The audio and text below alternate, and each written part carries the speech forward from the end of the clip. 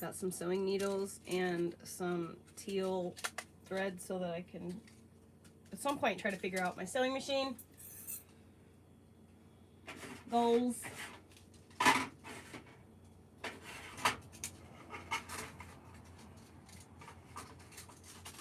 No, Orly, it's not food.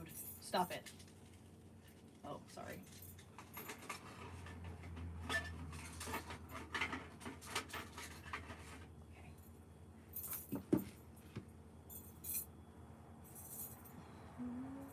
Hang your hat by the door. Make room. Make space. Make room and make space. Okay.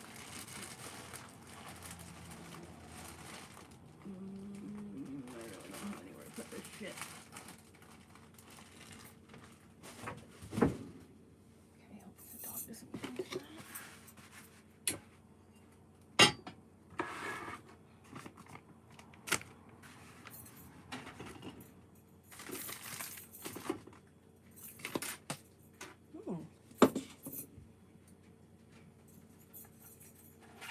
Fell out, apparently. My bag. Didn't notice. Everything's out of the way. This is garbage.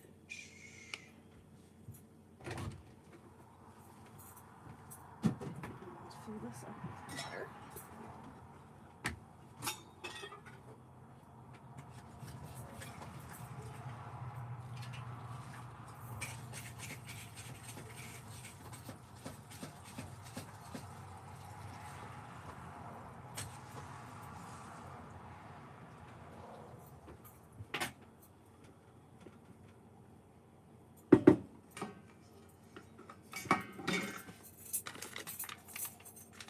I should have bought more of this today.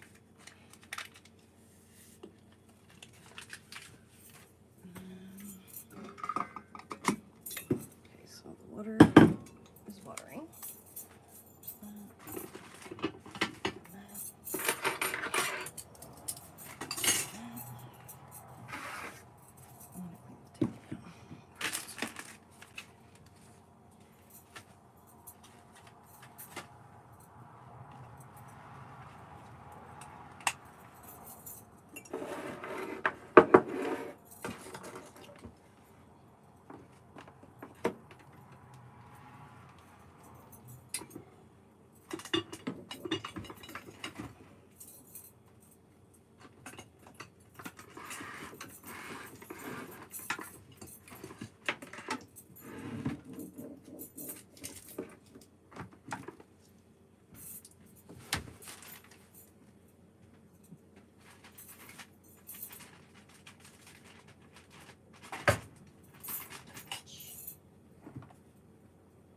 On purpose so you have to use more wipes than you want to.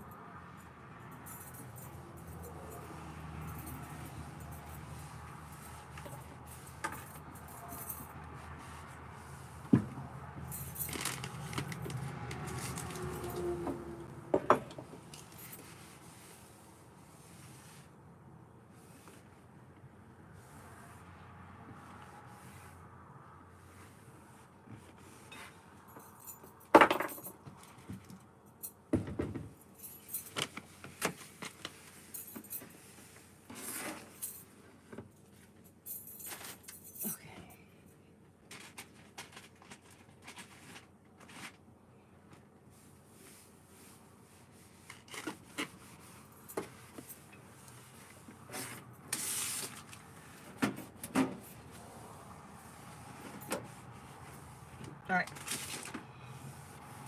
It's safer to put clean yarn on.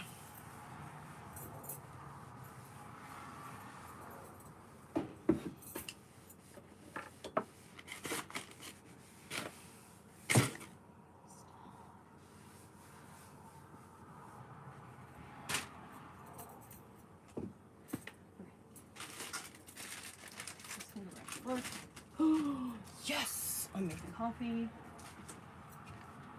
Uh-oh, I hope that my scone doesn't taste like soap! Oh no.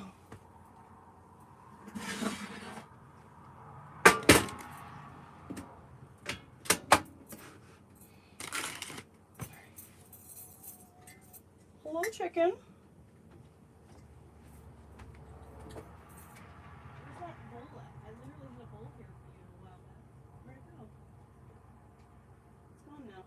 get you another bowl of water. Just give me a sec.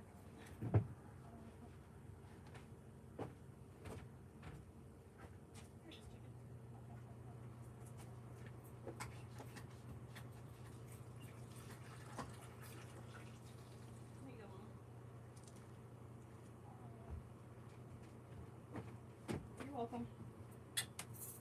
Oh, shit.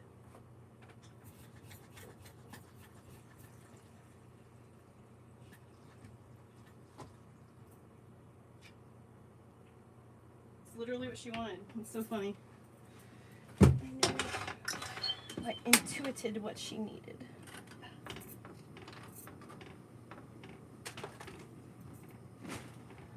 Let's go on back to work.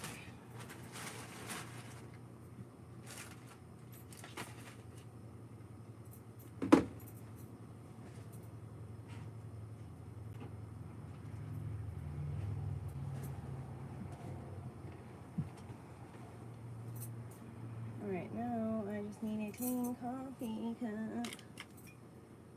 Toit. Toit like a toiga.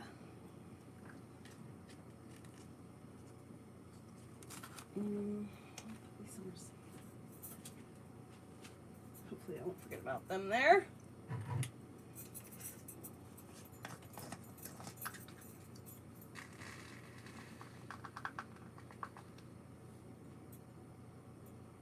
I'll just go ahead and make it raw in here.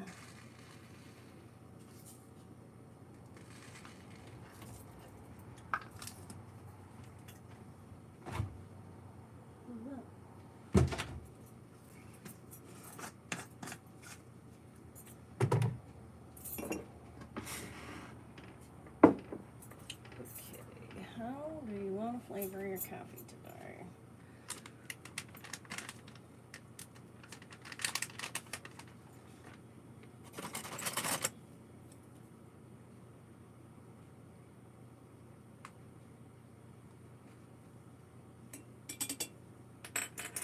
Some MCT oil powder.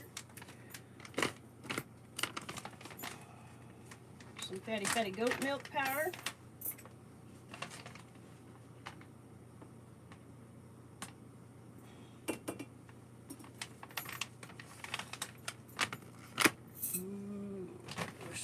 Coconut sugar.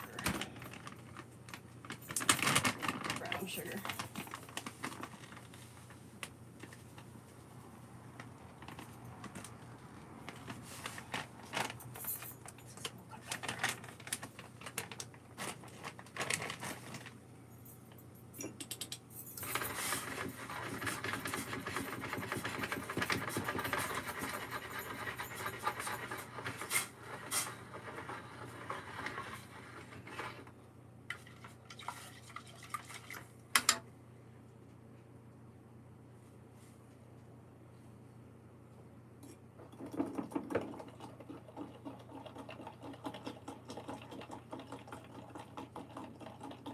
Splash coffee all over the new yarn, Heather.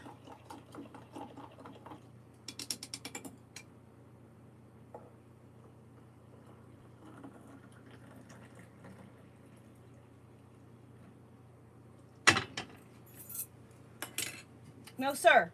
No, sir. This is coffee. It's not for Orly. Fat dog.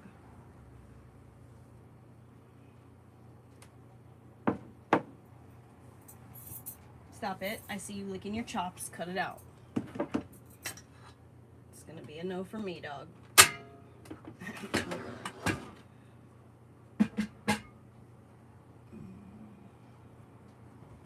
Okay, well, I guess you could just live there.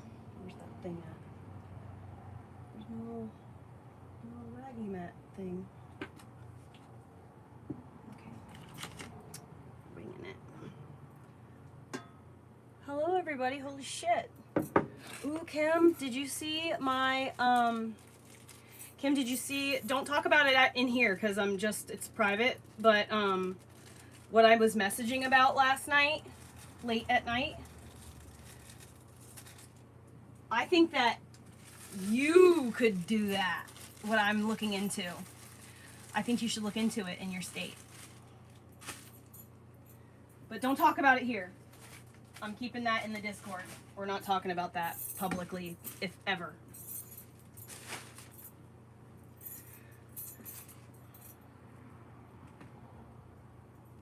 I just want to watch you dissolve slowly in a pool of love.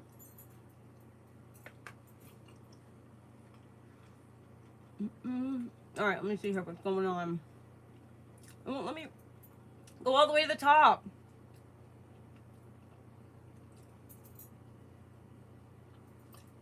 There was like, I'll show you, I took pictures or something. I was trying to while I was driving. It was not very good. But the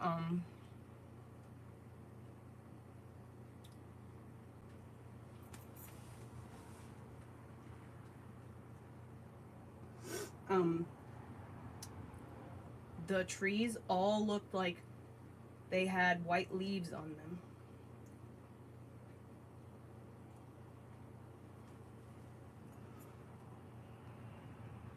Look at, they all look like they have white leaves on them. Oh, come on. Come on, dude.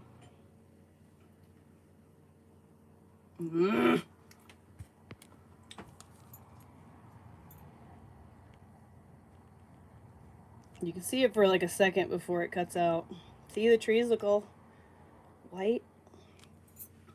That's just ice. It's not actually.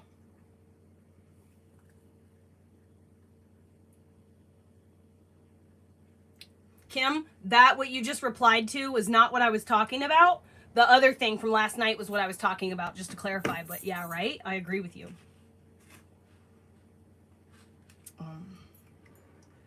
So anyways, let's see. North Florida. Definitely supposed to get a little bit cold. Yeah, I'm still on Vigo. I was on Vigo yesterday, I think.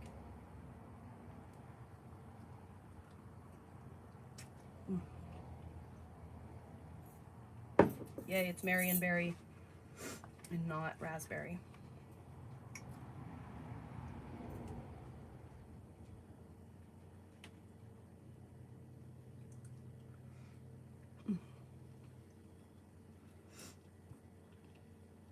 So today, as soon as I'm done eating here, I'm gonna go back to the videos that I was watching on my phone. I'm gonna teach myself how to crochet. Knit. I know how to crochet.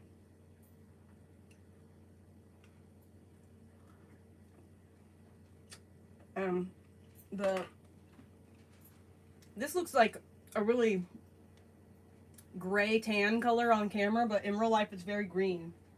It's an assortment of greens. That is raspberry. Damn it. My tastes aren't working very well, so it doesn't matter. And I got this. Has orange and green and like a really like browny purple color in there. So I think those will look really cool. I'm gonna try and do sock or something.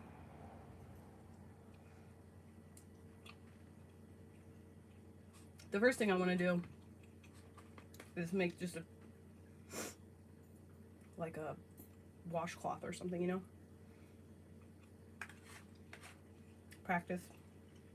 I kind of feel like though if I don't start on the thing I want to make, then I won't actually make the thing I want to make. But I also really want to get this stuff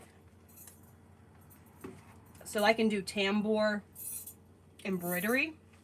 That is like a thing I really need to do. I'm really excited about that.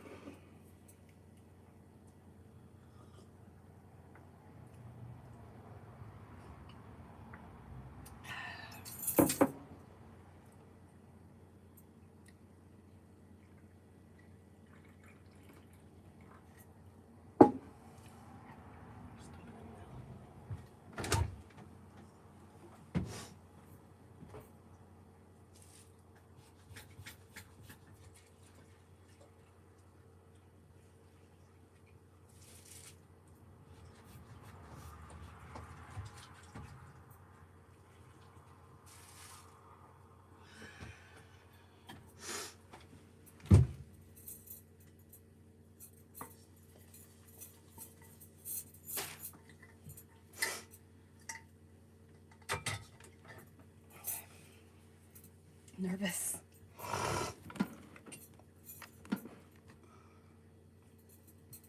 Aw, crap. I forgot about how the chat just disappears on this one. So I can't just, like, look up at the chat whenever I want to. Hey, Papa Kilo. Yes, fine weather it is. I literally was thinking that. That's so funny. When I was putting this shirt on just a few minutes ago, I was like, ooh. Never, like, thought about it like that before. So it's very weird that you say that. All right.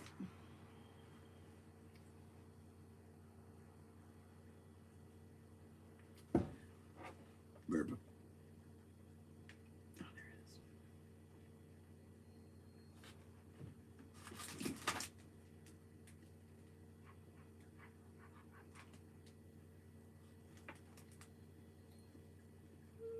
Orly, don't do that to me, buddy. Mm-mm.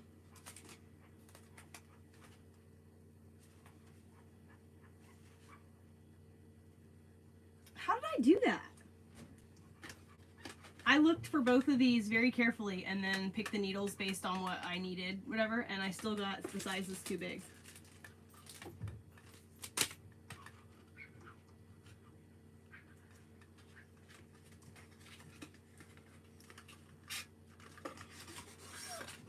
Orly, cut it out. Just because someone is out there does not mean that you're going to be going outside. No, stop, dude. You've got to stop doing this every time someone's out there. You've got to stop. Back up. Back up. No. Yes, it's me. Back up. Cut it out. Cut it out. Thank you.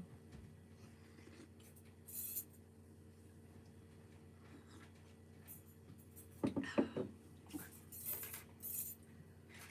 it matter that it's bent a little bit?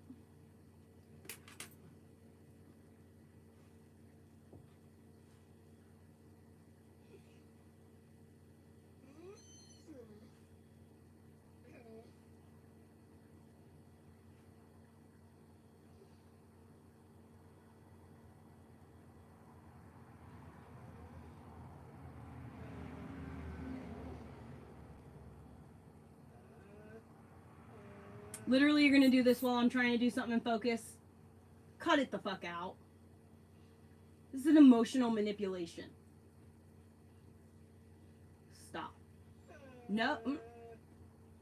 I'm going to ignore you from now on. It does this on purpose.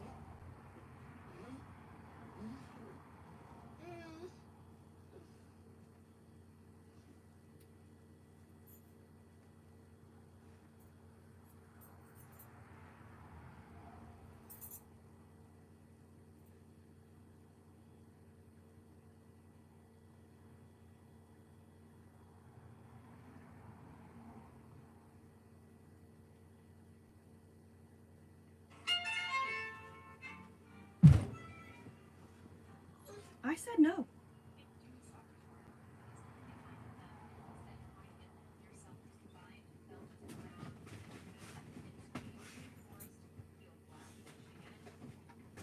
I'm gonna get hit in the head now.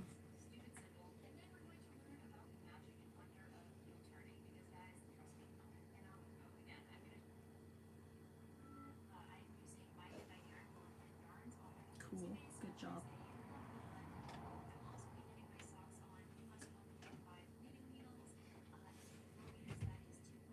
Well, that's awfully tiny, so I guess we will not be doing that one today. We're just gonna do like a square. I just wanna watch you dissolve slowly.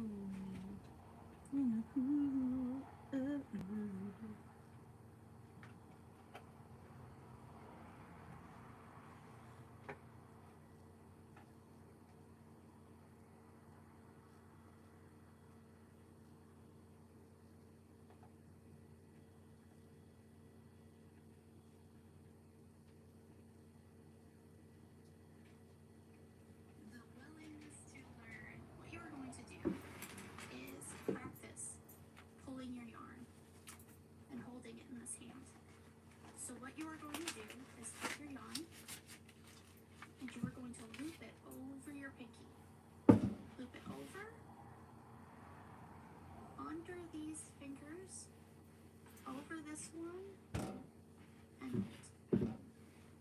Now what you're going to want to do is you're going to want to practice this a few times, because this is the entire key to knitting.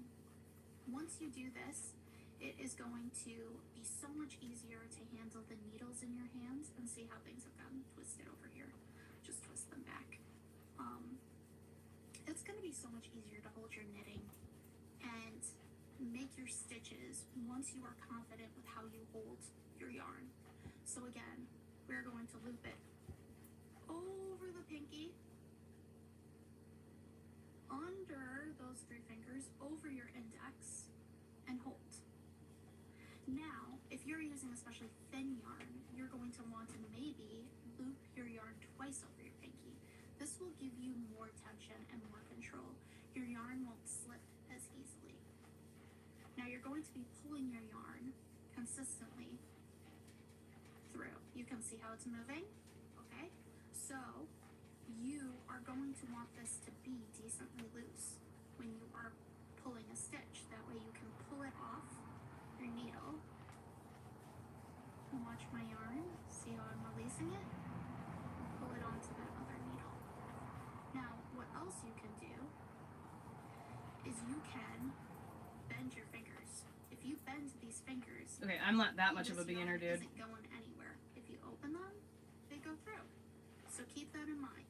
If you need more control, bend your fingers. However bent your fingers are, and your yarn falls into the creases of your hand, then it won't pull through as easily.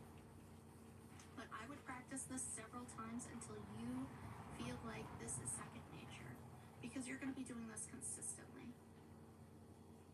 Wrap and pull. So, continental knitting, I will show you this in slow motion. Damn it. What you do is, and I should tell you, you see how my middle finger is resting against these stitches? Your knitting is not only done in your index and thumb fingers. All of your fingers can help you. As you can see, these stitches here, I am holding with my thumb in my right hand so they don't slip off. I'm guiding my needle like a knife with my index finger guiding the point. I go through. Bud, you gotta stop. Of my yarn, and I wrap my yarn over my needle. I slide it through. With my index finger, I'm pulling it taut. And you can see back here, my fingers are a little bent, so that way when I pull my yarn, I'm not pulling it too much. It's keeping it taut. That's also known as tension. I pull my yarn off the needle. And that's how it's done. So let's do it one more time. Through the front loop, wrap the yarn over, index finger and thumb are holding these in place so they don't slip off. Thumb and fingers back here are holding these in place. So immediately I grab this with my thumb. These stitches are being moved way back here with my index finger. So my thumb is helping me make sure that my stitches don't fall off. And then once this is securely on here, my thumb is holding it in place, I slip it right off. And this is what I do every time. So you can see it is awfully fast once you get the hang of it. I'll show you in slow motion one more time. I'm holding these stitches back with my index finger and my thumb, going through the front loop of my knitting needle, wrapping the yarn around, pulling it taut, slipping it off that needle, and then grabbing them back with my thumb and index finger so they don't fall off. And the whole time my non-working stitches are being held with these 3 fingers and my thumb. It kind of helps balance things. So the only finger that's really out there and doing nothing right now is my index finger. And if this is a little finicky at first when you are first learning how to do it, just practice with a project you already have. knit up to the point that you are used to with throwing, and then start doing this, or practice holding your yarn and pulling it. Practice holding your needles and controlling them without even having any yarn on them, and that's going to help you a little bit. Some people pick this up immediately and catch on very quickly. Senbi is one of those people. I was not. I had to understand the mechanics of it. So understanding where I keep all of my fingers would have been a huge help to me when I first started knitting, but that's not something that I had. So that is why I'm teaching you this way. So now that you know where all your fingers are supposed to be, these fingers back here are balancing your knitting needles in the back. These fingers are holding your stitches in place. Now, insert, wrap, or pick, pull through the loop. I'll show you one more time. Insert through the front. Grab it, pull through, and then lift off. And then, did you see how my index finger immediately grabbed that? Oh, my nose is itching that whole time. If you are working at the very tip of your needles, and you are just learning how to knit, or you're a very tight, intense knitter, which is something I highly recommend you work on, because being a intense knitter is not a fun knitter. Well, it's not fun knitting for you. I recommend holding things as far back on your knitting needles as you possibly can. Ooh, my hips If and you my are knee popped holding at it the tight same up here, time. you have to be careful, because I your have the stitches scissors can I've pop been right wanting off. my whole life. It's way more likely that these are going to fall off this tip. Also, your gauge might get messed up because you might be Need to put pulling this your somewhere. yarn It's tight little on the tip stickling. of your knitting needle, and Ha, not all the ha. way back here where the Funny, width Heather's is got that jokes. gauge for your knitting There's needle like a size. clean place somewhere around here. I wouldn't know. So again, insert, and you can see how I'm holding this stitch as I'm inserting, so it doesn't pop off. Inserting. I was not holding that stitch. It'd be going all over the place. Holding it, so you grab it. Use my mortar and There's pestle. my last stitch. Pull through, and we are done. And you can see this is a little loose back here, actually, because my slip knot. If I pull it a little bit, it'll tighten up. So you don't want to pull too much. Now, row 2. Now this is going to be a little bit easier because that isn't my cast on edge anymore. To do row 2, you literally just working stitches are always going to be in your left hand, needle, and your worked stitches will be in your right hand. Got two braggadocious. So that's how you always remember. You always have this in your left hand. You always hold. Okay, now that I have officially not paid attention to a single solitary thing, she has intro, what you will need. She didn't start though from 0. She's already got a fucking full needle. So show me how to move the needle, baby.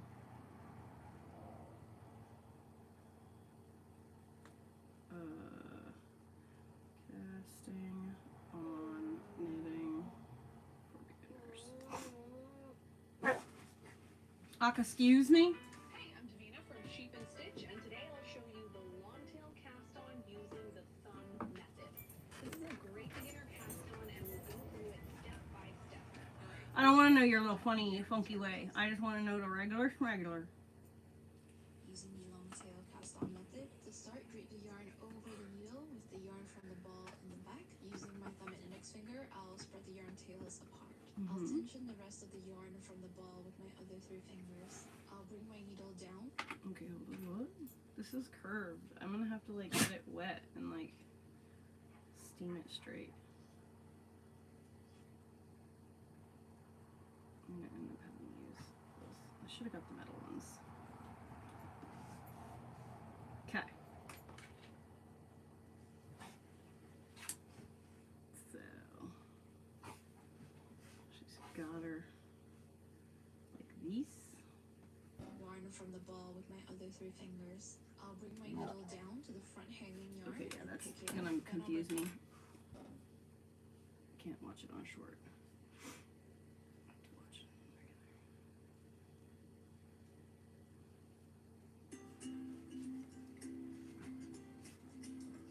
Can you not do it with this goofy music? Okay.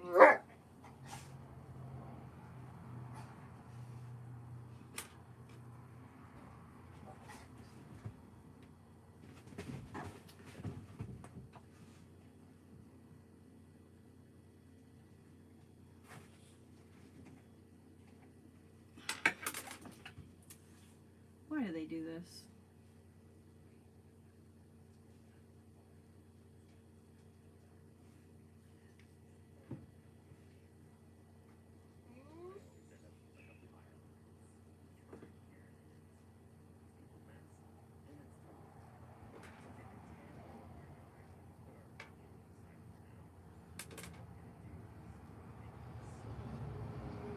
I can't remember how to do that magic thing like this.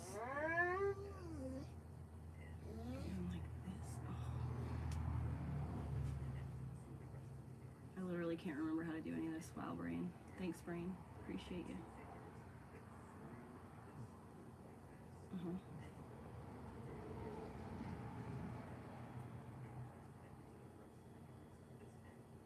Yep, okay, there. Good job, Heather. You remembered now. Look at you. Good girl. Okay. Now.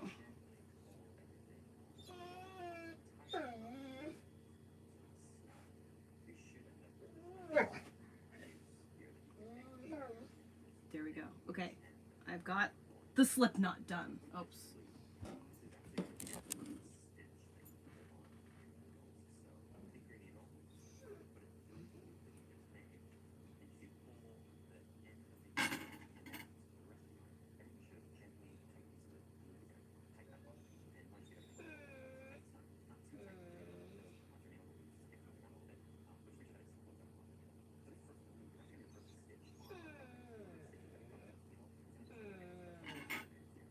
Okay.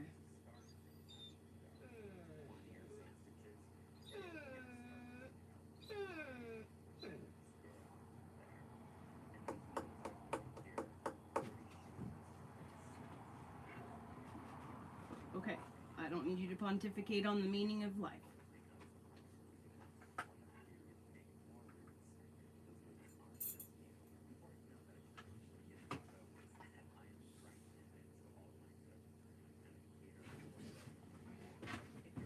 Please don't hit me in the head with that, buddy.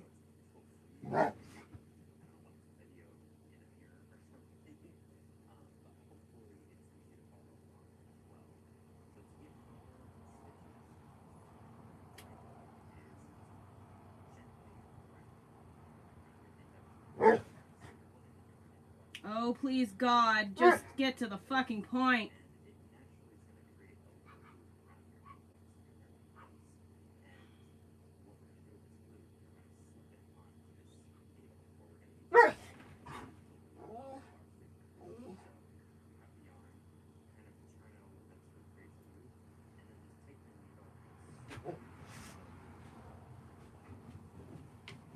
Literally, that's it.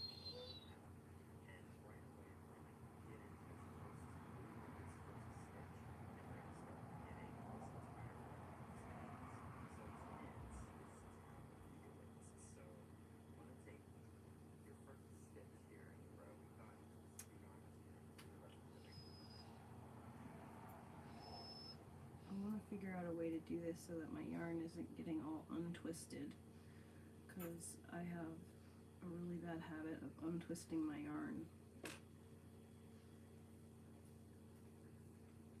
So let me just make sure that the end here is nice and super twisty.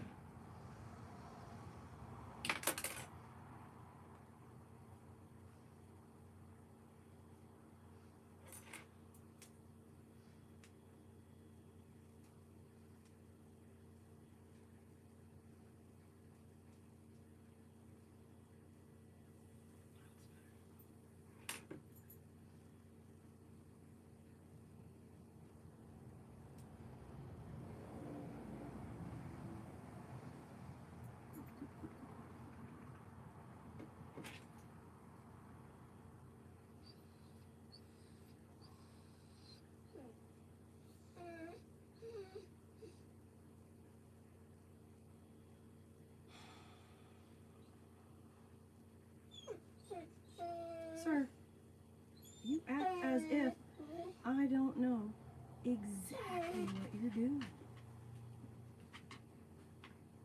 I know what you're doing. I know why you want to go outside. I know what you're fussing about. I know how you're trying to manipulate me into thinking that you've got a diarrhea right now, when in fact it's because there's someone outside the door. I know what you're doing. If you go outside, you're not going to that bus. If you can sit down and chill for a minute, then I could actually let you go outside without you thinking that your whining is working and making it so that I'm going to do that, because I don't want to continue to humor this bad behavior. Like, I'm not interested in you whining like this every single time you think that you want something. You know? It's just like not going to work for me, friend.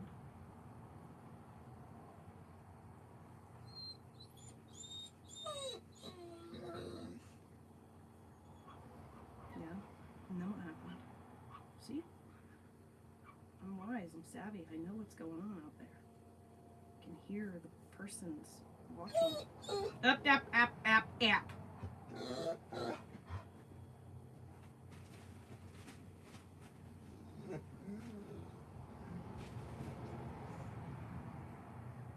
Good boy. Okay, come on.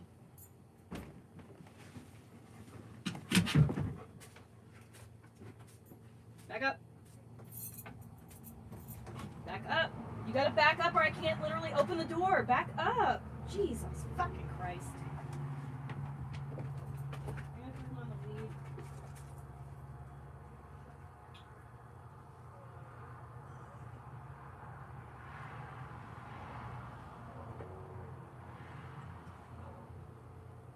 Body's so bad, you're about to diarrhea yourself. That's obviously the reason you're there crying like this.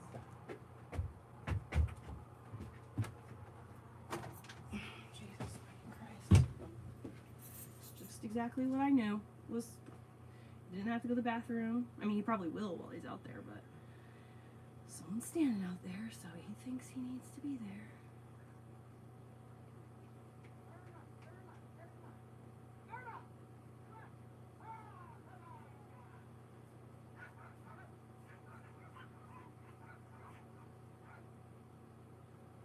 One, 2, 3, 4, 5, 6, 7, 8, 9, 10, 11, 12, 13, 14, 15, 16, 17, 18, 19, 20, 21.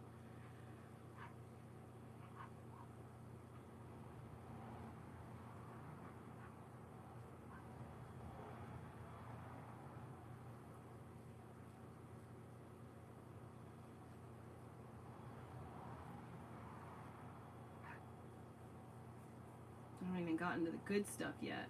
I'm still just learning how to stick it on the needle.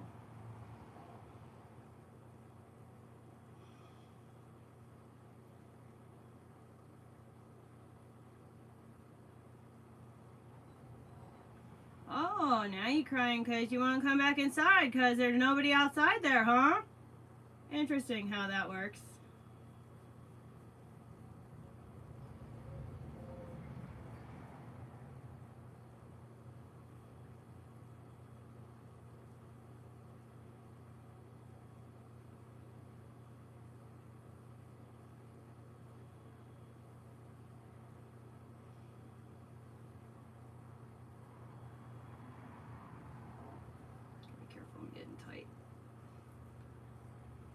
can't keep my tension the same.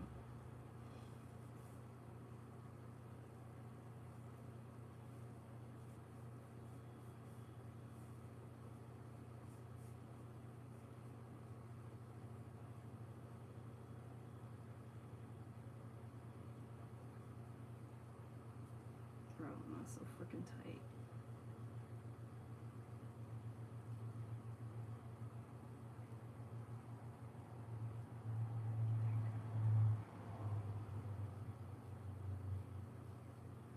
It's gonna be the challenge is the tension.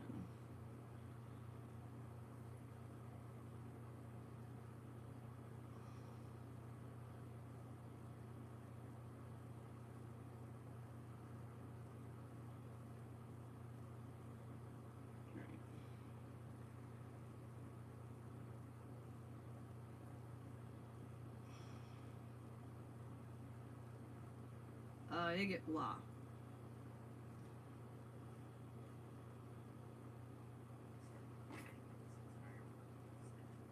So it's knits. This is how you do it. So you want to take your first stitch here in the row. We've got, this is the yarn that's connected to the rest of it. Make sure you're not using the tail end of the yarn, because that's not going to give you anything to work with. On the front of your needle, you've got the rest of the yarn, and you've got this first stitch here. Slide the stitch up to the end of the needle.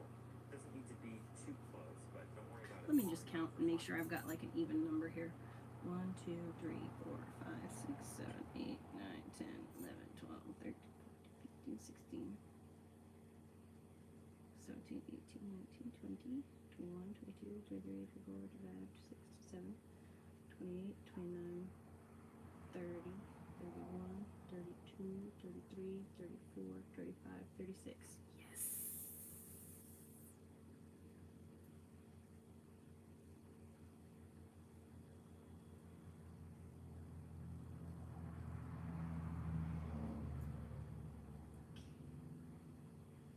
Through the tip. Or anything like that.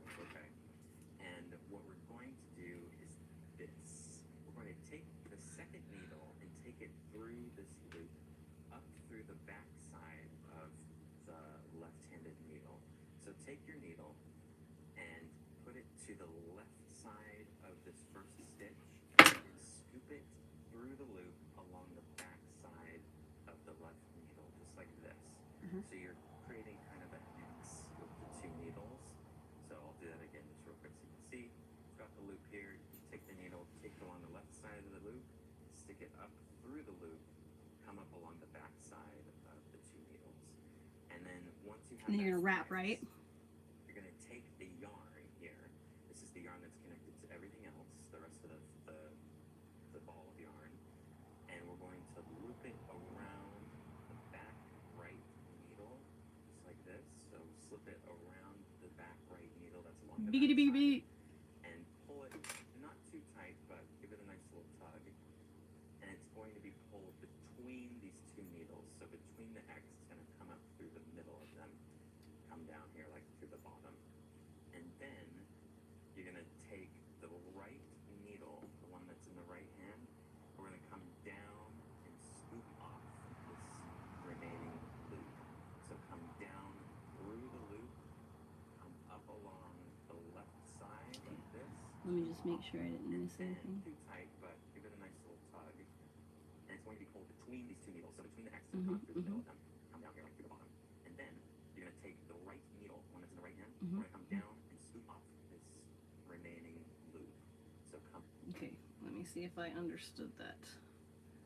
So you're gonna go through there, and then somehow you have to figure out how to hold both of these at the same time. Okay, that's just a dexterity thing. Okay, and then you, what?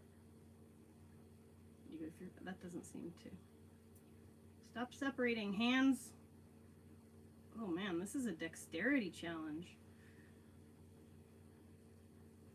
So, but where's the string falling before you do that? Okay, so the string is coming. Okay, so string is here. Needle goes there.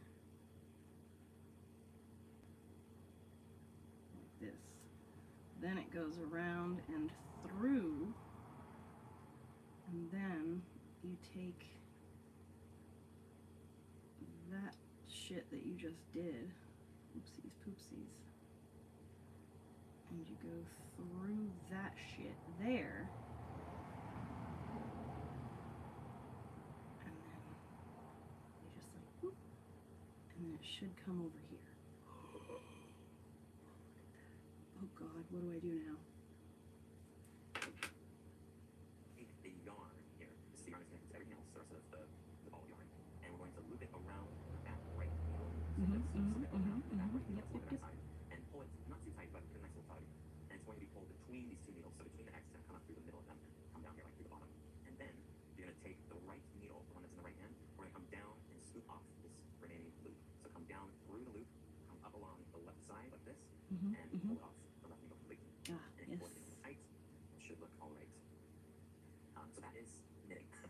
It's kind of crazy. It can be really weird and intimidating, and this does not, especially since this is our first row, it does not look like we did anything, but I promise you it's going to get much clearer and easier as we go along. So moving right along, we're going to do the second stitch now. So we've got the second stitch up the edge of this, up the end of this second needle on the left. Take the right-handed needle, come up through the loop, along the back side, we form an X here, and then take your yarn, wrap it around the right needle on the back, and go through the two needles, so it's falling between the X, and then take your right needle, go down through that loop, and we're just going to scoop it off. So we've got the right needle here, just going to go through the loop again, and scoop it off of this. So one more time on the third stitch here, you go through the loop along the back side like this, take your yarn,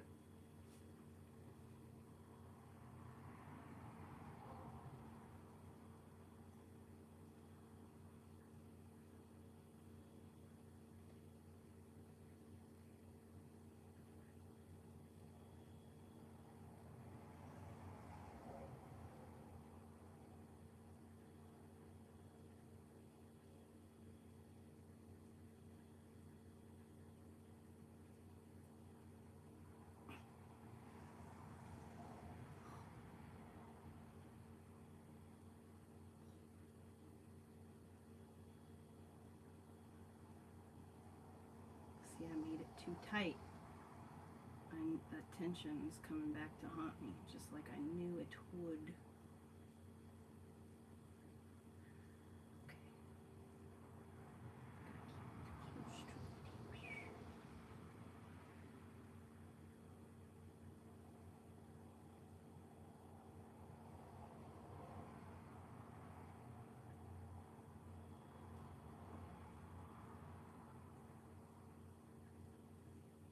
Oh, I'm fucking doing it, yo.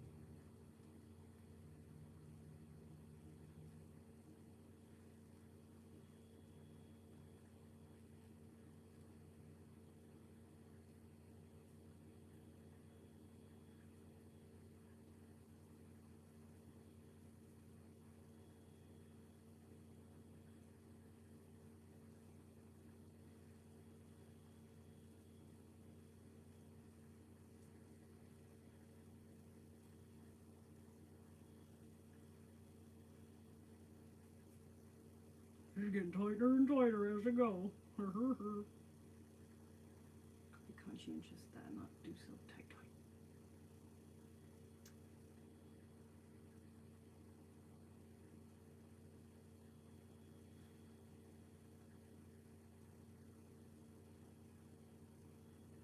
I bet you guys didn't know this, but you don't have to like wait for anybody's like permission or anything. You could just get like an idea in your head, and then you could just do the thing. Frig. I'm gonna have to start over, but that's okay. I got like a little snaggy poop there. Okay.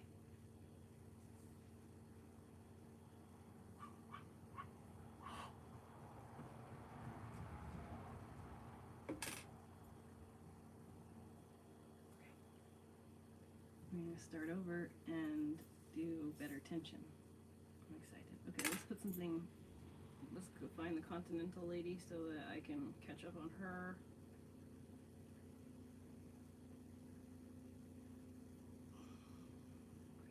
There she is.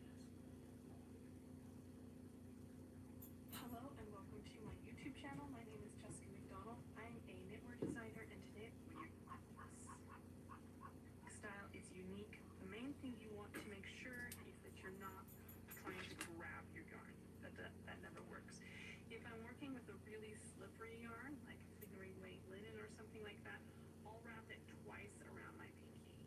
And that gives me additional friction, which gives me the appropriate tension. But for wool yarn like this one, once around the pinky is enough. Then my yarn just flows through my hand. It gives me good tension as I'm working. I'm never grabbing my yarn. I'm never trying to grip my yarn. It's just flowing through my hand, and the friction of it going around my pinky finger and over top of my pointer finger gives it the appropriate tension. If you hear that in the background, my 2-year-old is here with me today.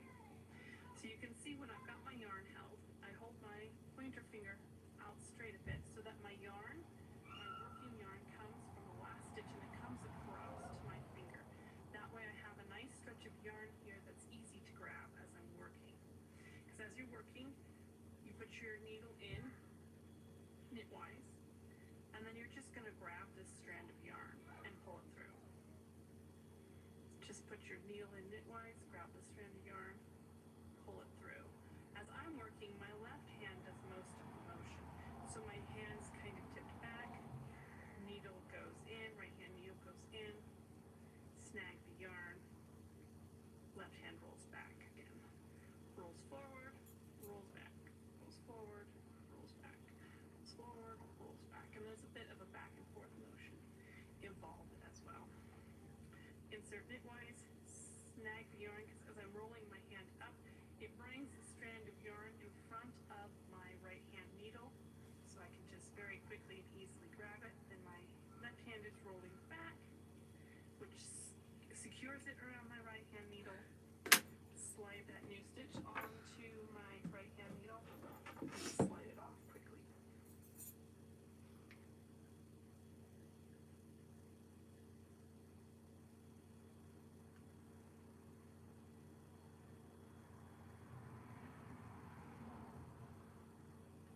I just want to make sure that I'm not like. I need to figure out that like tension, like where I like it, and how to keep it there. That's pretty good right there, girl.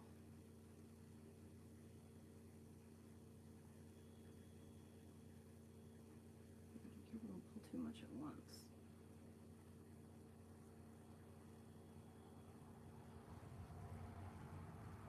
So you're pulling too much at once. That's really where you're going to have issues. See, you're already getting tighter and tighter and tighter as we go.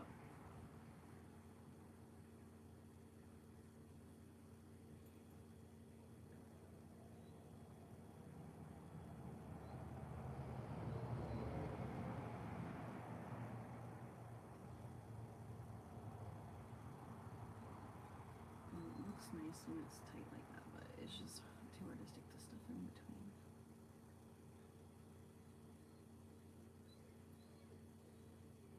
Listen to that dog, ready to come inside.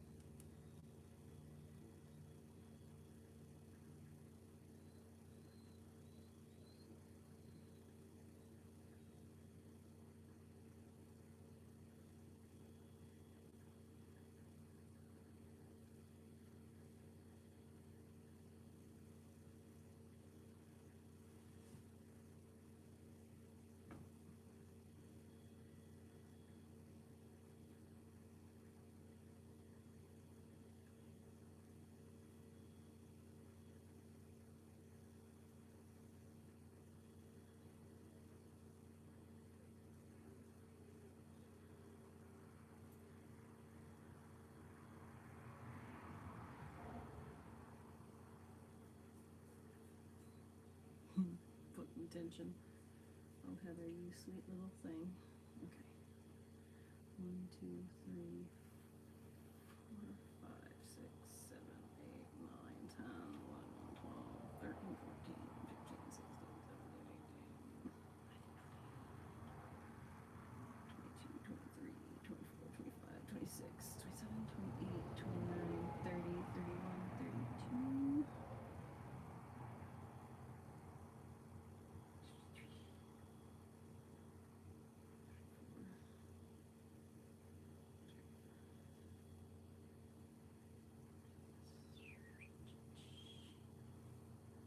Okay, I'm coming.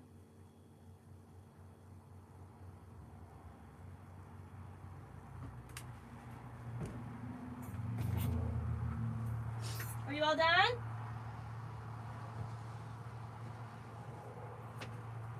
Where are you? Oh.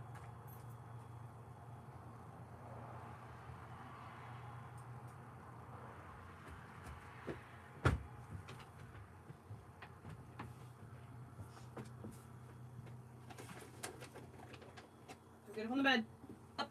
Go. Good boy.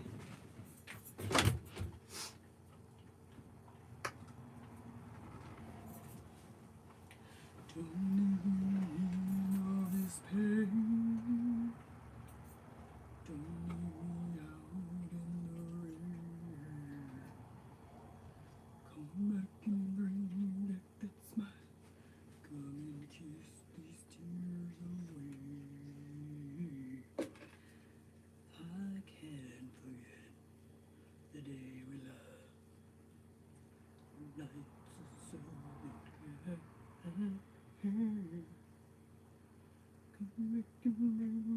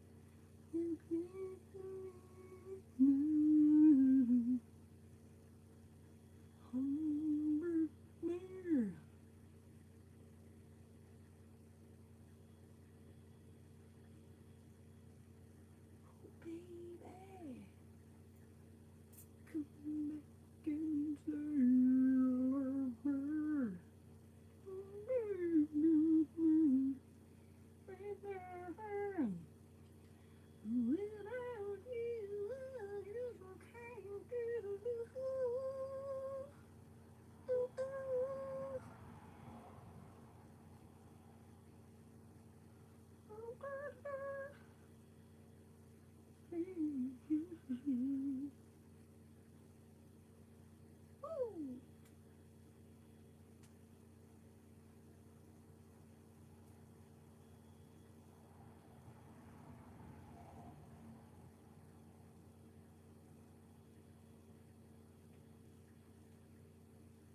Bro, before too long, I'm gonna be whipping this shit out quick as shit. I'm gonna catch on to this very quickly. I may look half retarded now, but you just wait. Wait till I get that fucking tambour embroidery stuff. That shit's gonna be sick.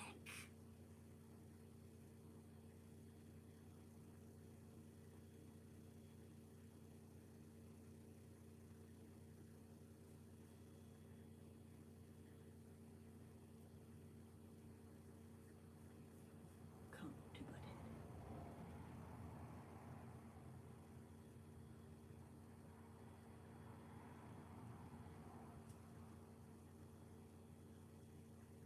It's this fucking tension that's gonna fuck me up every time. That's where I'm gonna have the struggles.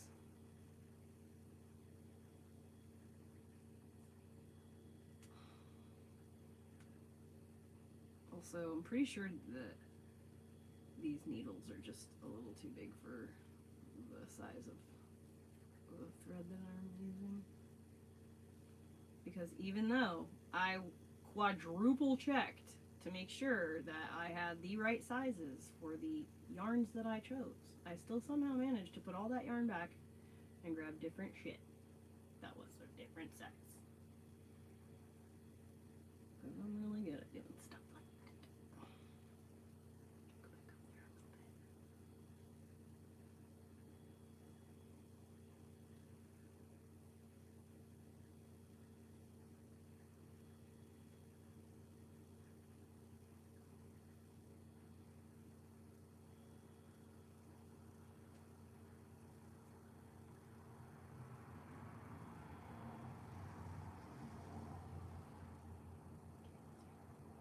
And then when the yarn untwists, like I knew I'm good at doing, then you have like 60 strands to try to go through, and it's just like open fucking filaments instead of a twist.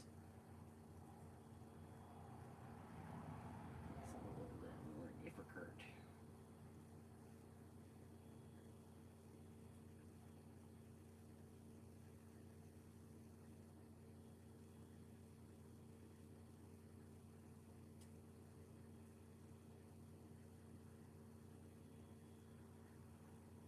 So I'm about to do it right now.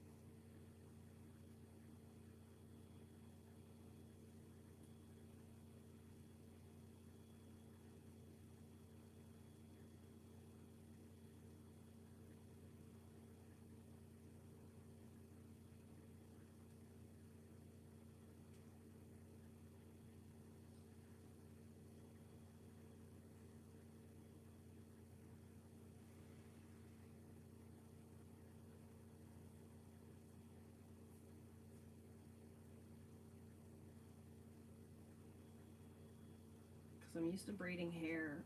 I like them all, or like doing dreadlocks and stuff. Like, I'm used to just making it tight. And so my hands want to have like the ultimate tension. I want everything to be like a toiga. But with this kind of thing, you need to have a little bit of a, space to put your needles in later. I don't know if I'm gonna be able to work with that later. I hope so. Hopefully. Hopefully I didn't just tension myself into a corner.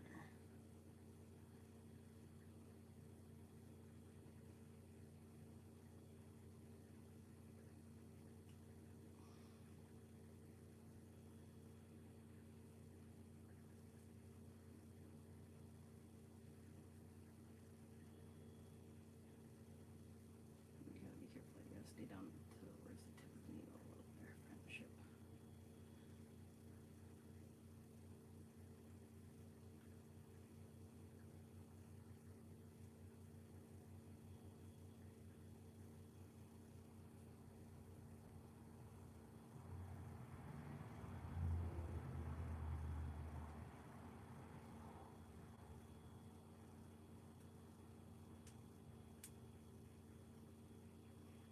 Just let me break my new fucking tool. See what happens.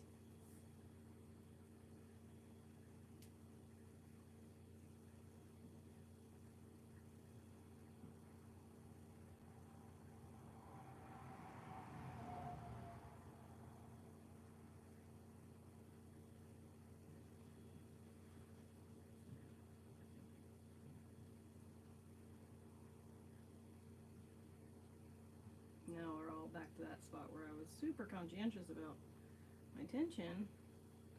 So it's gonna be all blown out.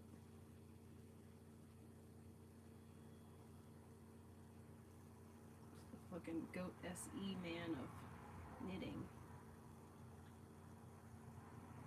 That's not a flower.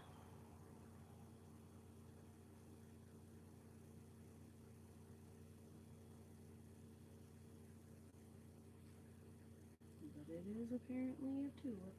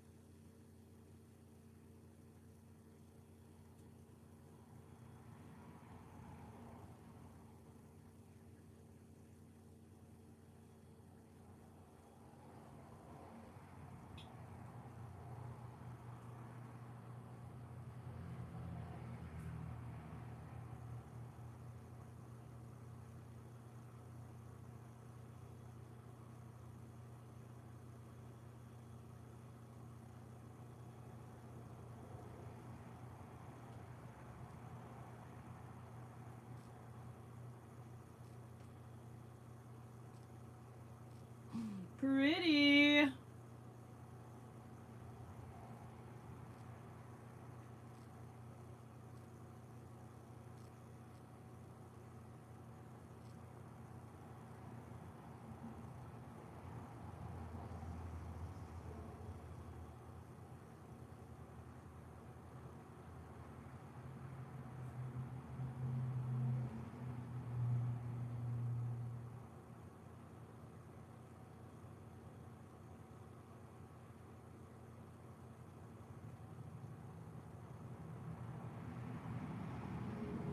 Running away is easy. Lisa made on this. Ha ha ha. Dude, that is so fucking tight. Oh my god, it's so bad. It's so loose right there. How did it get tighter than it? Like, that was just confusing.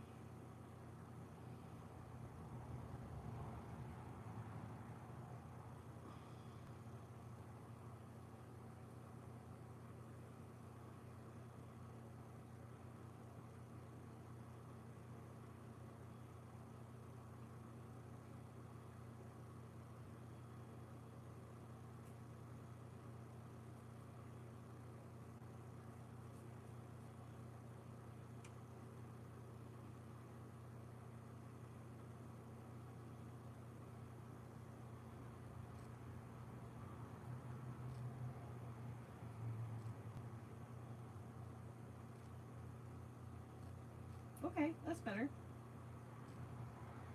I guess that's what got him in a blocking for later on, huh?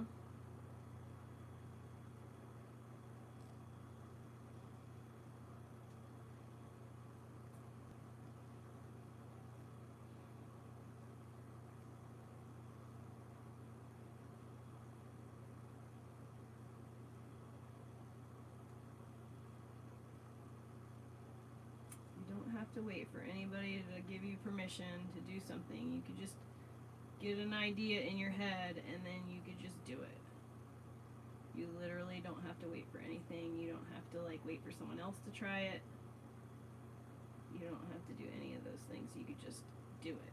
You could just get in your head that you want to do it and then you want to try it and then you just go and you do it and you try it. And then you figure out, do I like this? Is this something that I could do? And not only do you learn something about yourself in the process, but you also teach yourself that you don't have to wait around for nobody to give you permission to do nothing. You could just go and do it all. Just go and do it. You just figure it out. There's somebody on YouTube who's done it before. I'll show you the basics.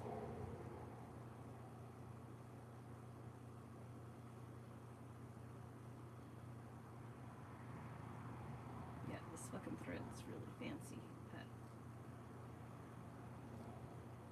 doing that thing.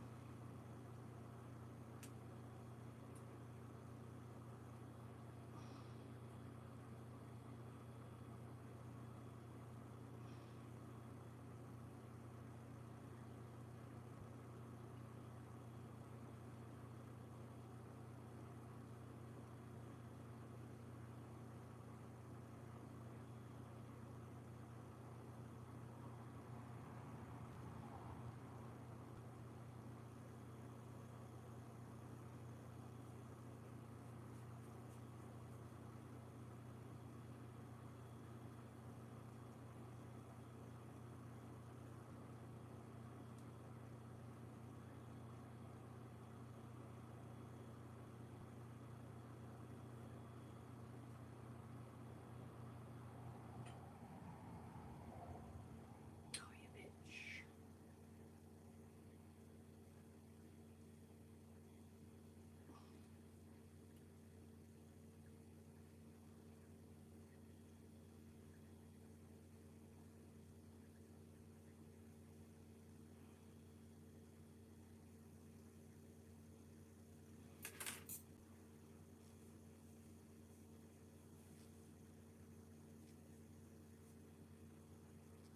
I fucking did it.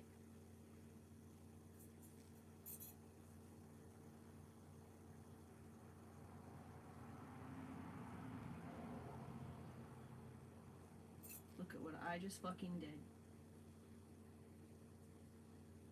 I am so proud of myself. Okay, now, I know that you put it in the left hand and then you just literally do everything exactly the same thing over again, I think.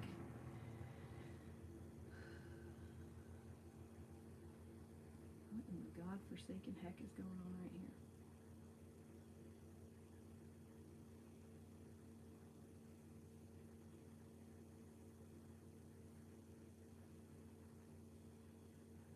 There she go.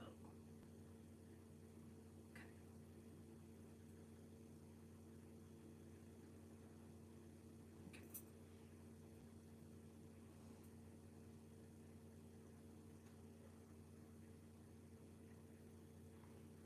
Okay. Insert needle.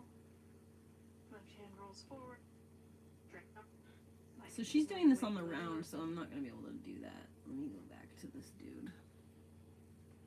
Yarn it just like you did with the other one. So come up through the loop along, go from the left hand side, go up through the bottom, up along the back side, and then wrap the yarn around the needle and scoop the loop off, just like you would any of the normal ones. When you're finished with that row, like I just did, you can kind of separate everything out nice and even and take a look at what we've done. So we've knit the first stitches that we casted on, we've knit those, so we've added an extra layer of loops onto those initial stitches that we casted on. So it's slightly thicker, it's slightly longer, and knitting is just growing this out. So if this is a scarf, we're just going to keep repeating this over and over again until it grows longer and longer. So with that first row finished, make sure that you have have this nice uniform edge. Again, if you have a twist or something from holding it, it's gonna cause you some problems. So make sure that you find the edge and all of your loops are nice and uniform and going in the same direction. You've got this nice hard edge here on the end here.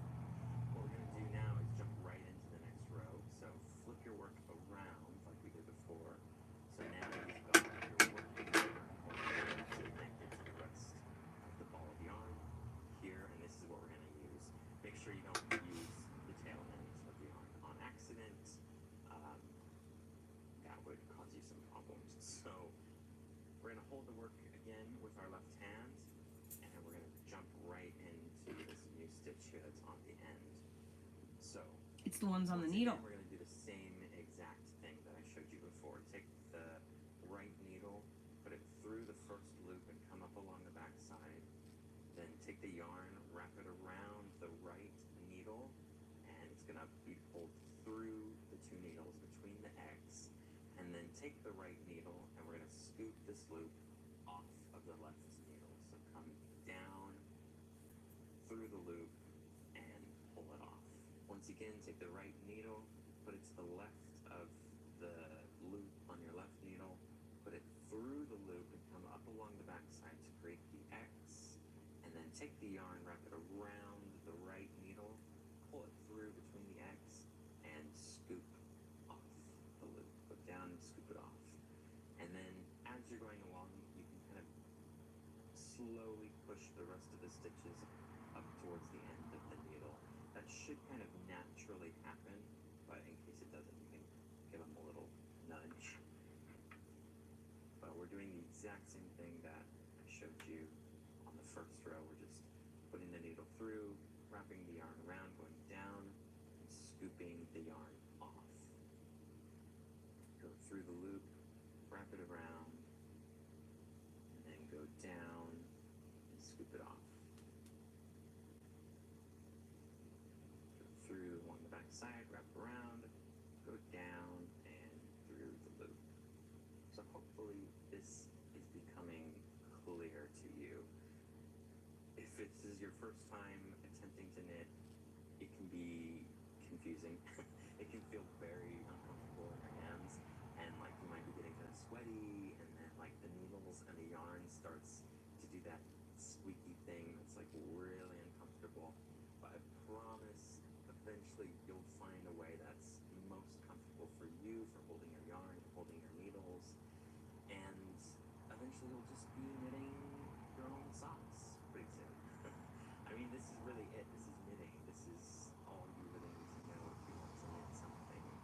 This video is actually, I guess, technically a reboot, I guess you could say, of my first video on this channel where I did a how to knit video, and that was back in 2014, so a long time ago. And I wanted to do a new video just because that video was my first video, and so I kind of didn't know what I was really doing. And I feel like now I can maybe explain things a little better, hopefully. And that first video had like an annoying background soundtrack that a lot of people didn't like. And so hopefully this new video is at least slightly better explanation. But the cool thing is that the technique doesn't change. I mean, I'm showing you the exact same thing that I showed you in that video from a long time ago. So you can go back and watch that video. I'm showing you the exact same pattern of scooping up the loops and adding new loops to it.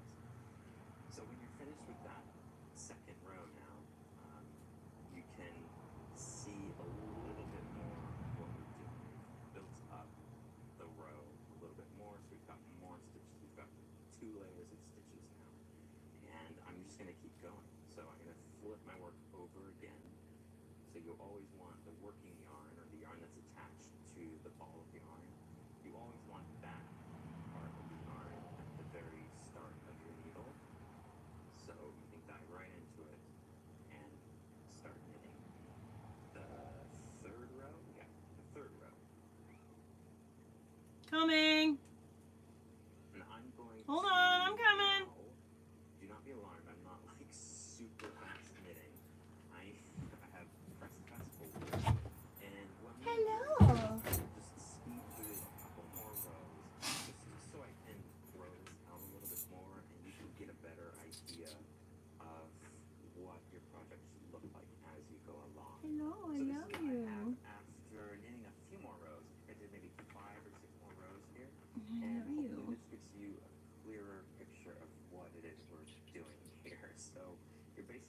building much. up these rows of loops, and you should have this kind of nice uniform fabric of little bumps that are all on these nice little rows, and it should look the same on either side. So you've got the same, pretty much the same floor on either side. It's okay, obviously, if you've messed up or if you've got a little bit of a gap here or there. Even mine's not perfect here, like at the beginning on the edges. It's not as clean as it totally could be, but that's totally fine. It's knitting, it's not the end of the world. It's supposed to be just a fun, meditative thing that you're doing, really. So from here, I'm just going to keep doing what I was doing. I'm going to go right into my rows, keep knitting and making it longer and longer. And the more rows you do, the more this is going to grow out. And at least for mine, this could be a very skinny scarf, but it could be a scarf if I make it long enough. So you can do that. Your other option would be to finish it up if you want to learn how to cast off and actually learn how to get the project off of these needles. I've got another video up that I'll show you where I actually walk you through how to cast off the stitches, so how to end the project. You don't just slip the needles off, obviously. There's a certain way of getting the project off of your needles. So in that video, I cover that, so feel free to check that out if you want to learn how to finish up your knitting project. The other option is to learn the second stitch in knitting. So knitting is basically 2 stitches. This first stitch that you've just learned now in this video is called the knit stitch, so knitting.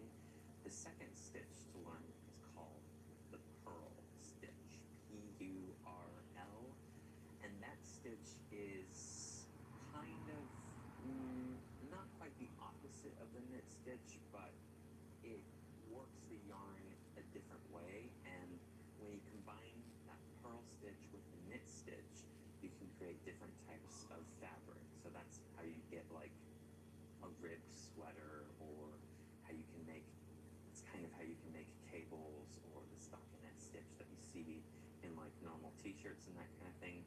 That is the combination of knitting and purling. So if you want to learn how to do that second stitch, it is a little bit more complicated than the knit stitch, but it's basically the same principles. It's just a different movement of the needles. If you want to learn the purl stitch, check out that video. If you want to learn how to finish casting off your project, check out my video on how to cast off your knitting. Otherwise, just keep on knitting until this grows into an enormous scarf. Hopefully that was helpful, and now you are a knitting master, well on your way to knitting your own pair of socks or hats. Remember to like and subscribe if you find this to be particularly helpful, and also definitely check out my other videos that I have that kind of build off the basics of knitting. If you want to learn how to knit socks or a hat, I've got videos for that too. Otherwise, I will see you next time.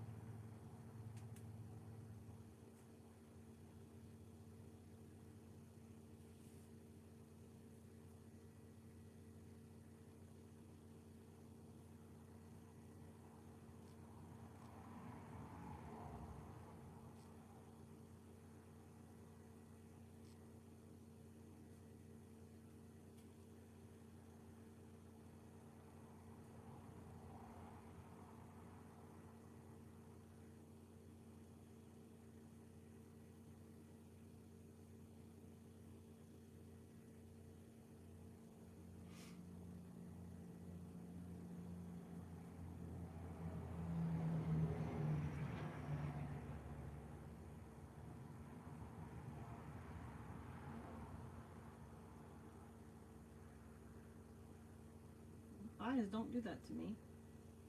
Sometimes my eyes just randomly do.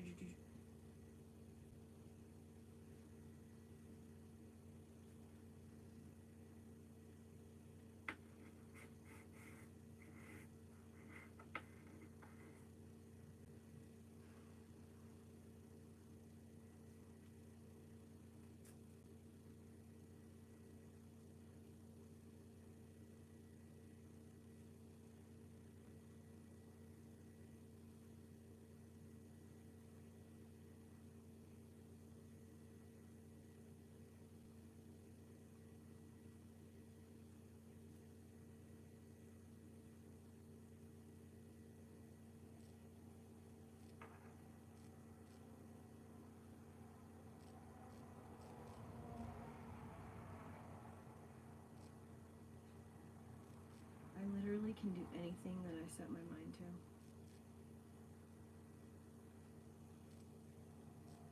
I love that about myself.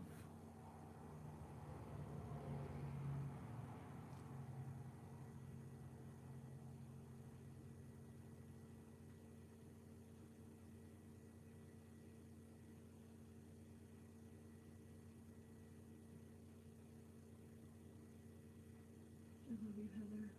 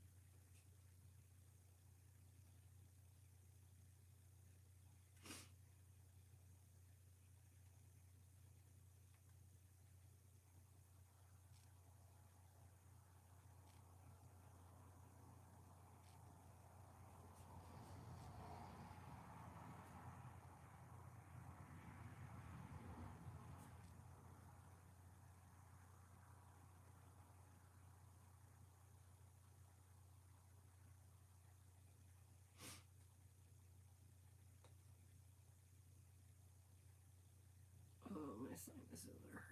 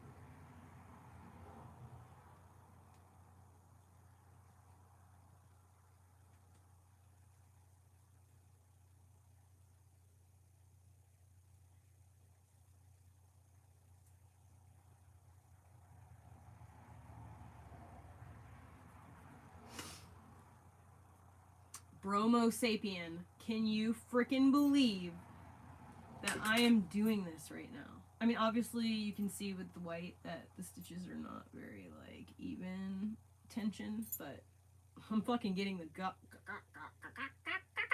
hang of it.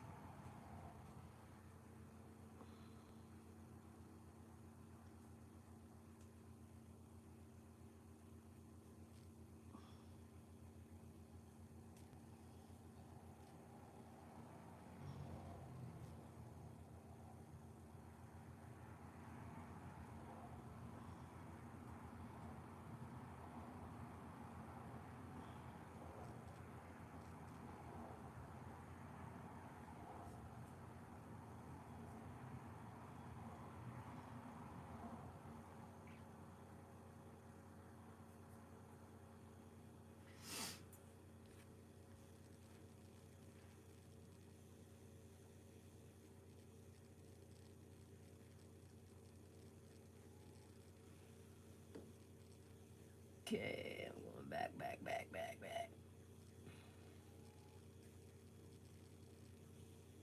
Oh shit, y'all. Wow, lots of comments. Okay.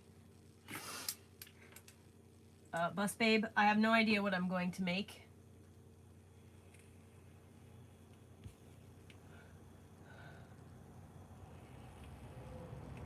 Heather, you know I love to shovel.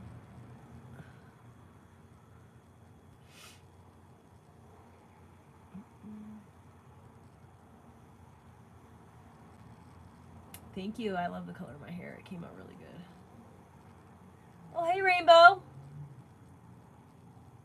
Probably you were thinking about me and the algorithm read your mind, and that's why I'm on your timeline. Yeah, Marilou, crocheting is easier, but it's not easier, really.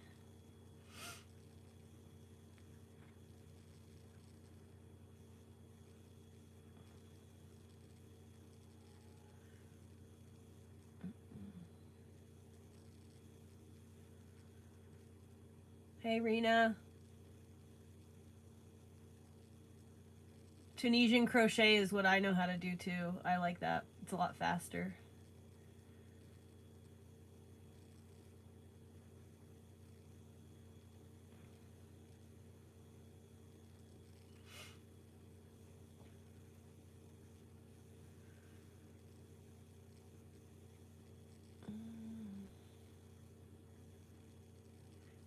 if they have home ec anymore. I don't think they do.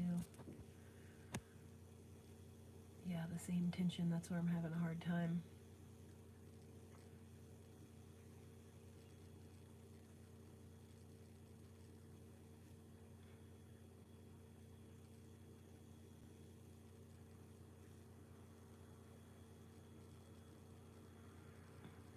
Yeah, I don't see a lot of knitting anymore.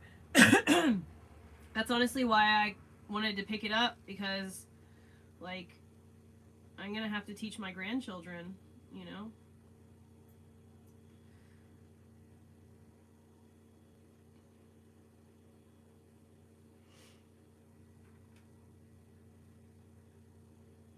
And I don't really have any kind of thing in mind as far as making. I'm just trying to teach myself the hand coordination. It's different than what I'm used to, because I am used to crochet, and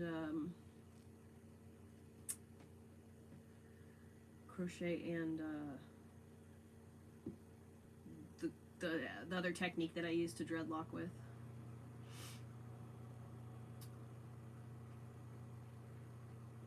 For years, Holiday Matsuri has been one of my favorite anime conventions. Its big events and beautiful venue pull me back to Florida every year. But 2024 marks the birth of a new home app, in that the beautiful venue I love so much has been replaced by a Florida government building.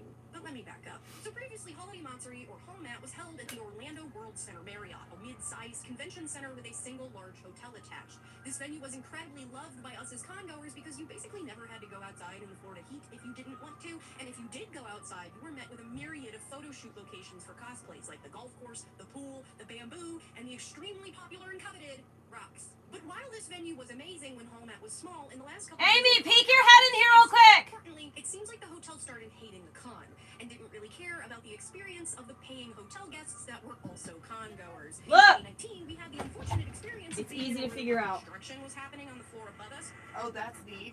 Right? You're doing And good. we I always complained had a to the problem hotel because I have staff, who basically said, degenerative Stop it! arthritis. But that was just hotel construction. Last But it's year, coming along, it's happening. At the World Center Marriott, the con itself faced the most egregious pushback Back from up, the back hotel. up, back I up, don't back up, entirely back know up, back up, if this is back up, why back up, this happened, but from my own speculation, I can assume that most of the grievances from last year were caused by the hotel, with the main one being that while normally anime conventions are held on weekends, last year Holiday Matsuri was forced to be held during the week. And I can only assume it's because the hotel hated them and didn't want to give them their coveted weekend dates, despite the fact that when the con is happening, the hotel rakes in money from people buying the chicken tenders at the pantry restaurant thing. Nonetheless, con-goers are loud as hell, stay in the lobby and crowd it all day, and even yell off their hotel balconies at night, so I can see why the Marriott hated us. But when they announced that 2024 would be at the Orange County Convention Center, nobody really liked that either, for several very valid reasons, mostly caused by the fact that the OCCC is owned by the Florida government, and if you're the kind of person I hope you are, that should gross you out on its face. But it also poses a Well, no, because usually people, you know, just are actually, you know, trying to exist and not turn everything fucking political. Everything about fucking trans issues. Okay, I can't watch you now because you're annoying. I don't want to support people that are icky like that. Oh my god, I don't want to have my favorite convention at this one location because the Florida government owns it. And I don't know if you knew this, but the Florida government is transphobic. No, they're loud and annoying person phobic. You can be trans all you want.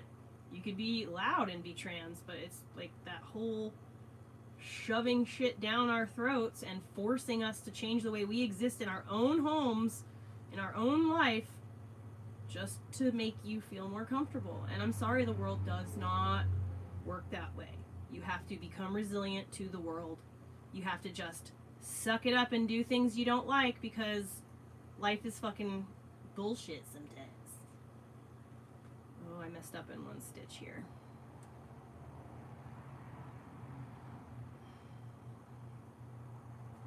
Life is just bullshit sometimes, and you just have to figure out either, like, I want to do this thing so much that I'm going to put up with the bullshit, or this thing isn't worth it because the bullshit is too intense. You know, it's just like,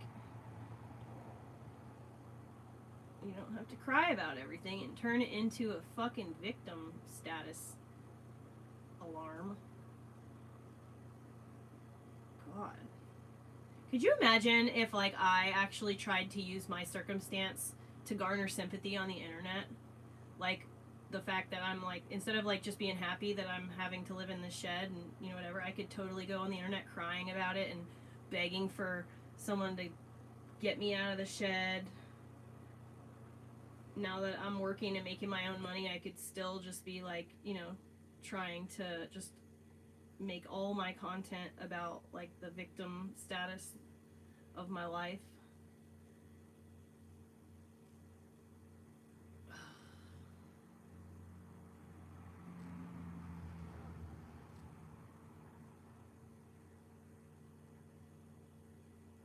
I'm so glad that I'm fucking working and that I don't have to, like, cry and stress out about money anymore.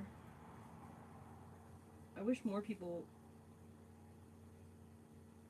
would do, like, just go, like, you know, just fucking start their own business, or, you know, like the people that you see talking about, like, there's this huge wave of people right now on TikTok who are, like, totally trashy people that are like, this woman was literally taking her food stamps, she was buying water bottles and soda, and then she was just, like, dumping it out in the parking lot, and she was complaining on TikTok because someone fucking reported her to the police for fucking doing that, and then she ended up getting in big trouble for it.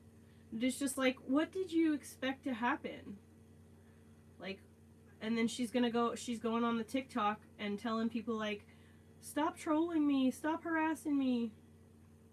It's like, girl, you really should not be talking about that on the internet if you don't want people to know what you're doing.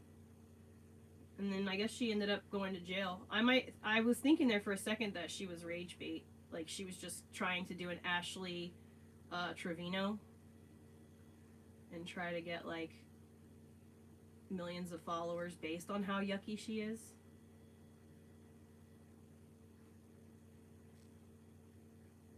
Oh, Lord. God, man, TikTok sure does bring the worst out of us in so many ways.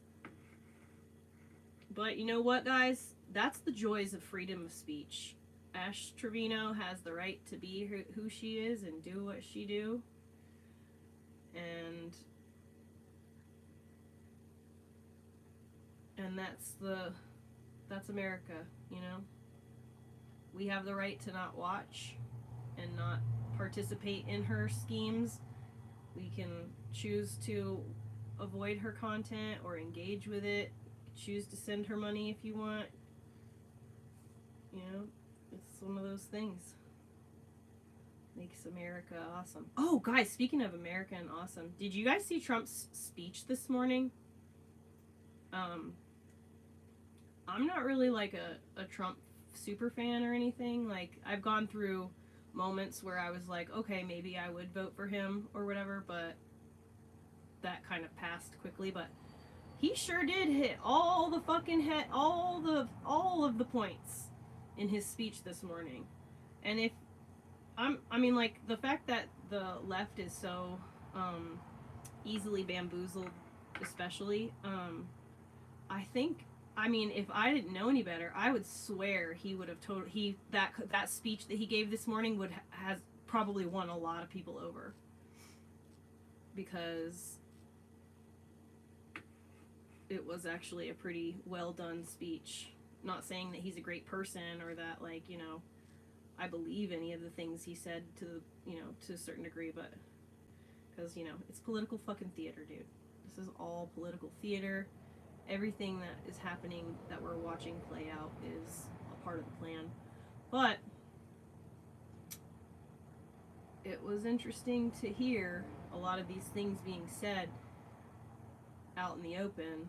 I'm excited, well, not excited, but, you know, as excited as I could get for anything like that, but I'm anticipating with a mild sense of excitement what he's going to say about these drones, because he promised to give us full disclosure as soon as he got into office. He said, give me a day or two to figure out, you know, to like go through all the things and figure it out. And he's like, and then I will let you guys know. So looking forward to that. See what he has to say about that.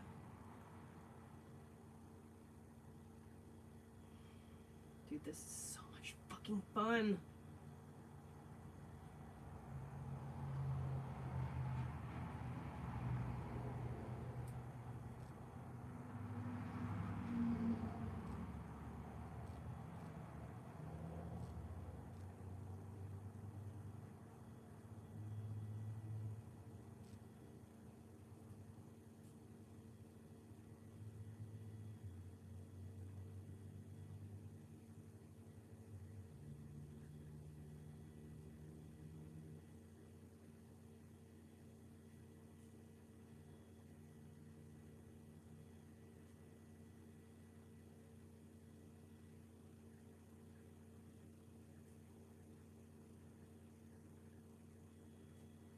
As you get more layers with it, it gets easier. It feels like the tension is like locked in. Everything is kind of just going forward. This row was significantly easier than the last one, and so on and so forth. But, you know, it could be that I'm figuring things out too. But that initial thingamatitsy.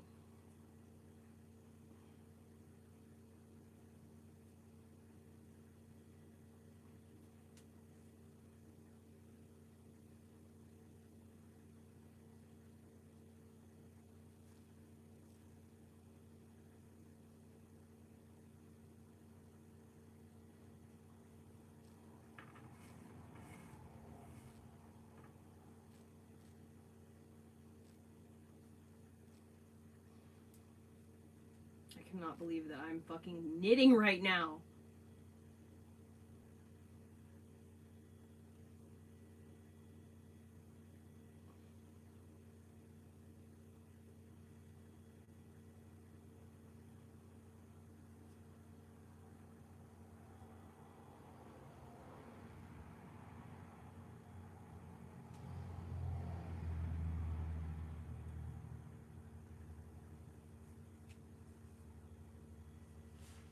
So I've obviously got some kind of a thing to figure out when it comes to, maybe it's just because it's a little bit too long.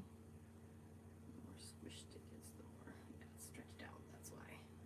Yeah, okay, it's just stretched out, not stretched out, whatever, smooshed in. Oh my god.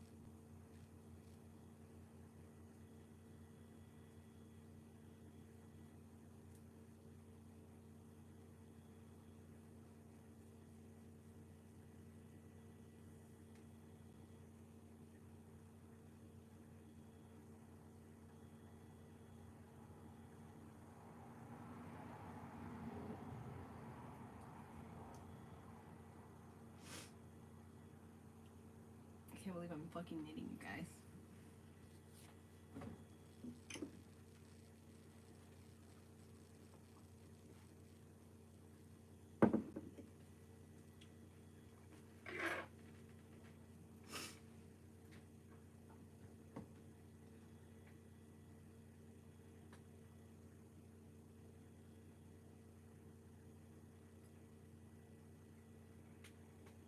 the Free Britney movement, and and they're wondering. I think it seems like her family is wondering why isn't there this cry for Britney to be free the way there was. They don't know yet, and that's one of the reasons she's coming forward. And I gotta say, personally, the Free Britney movement missed one huge point. What is it, Harvey? What's the huge point? Breaking news, breaking news. The Free Britney movement missed a huge point, everybody. What could it be? What could it be? Could it be that Britney was never diagnosed with dementia? Could it be? Could it be that she was literally enslaved before our very eyes and she sang a song about being a slave? Could it be that?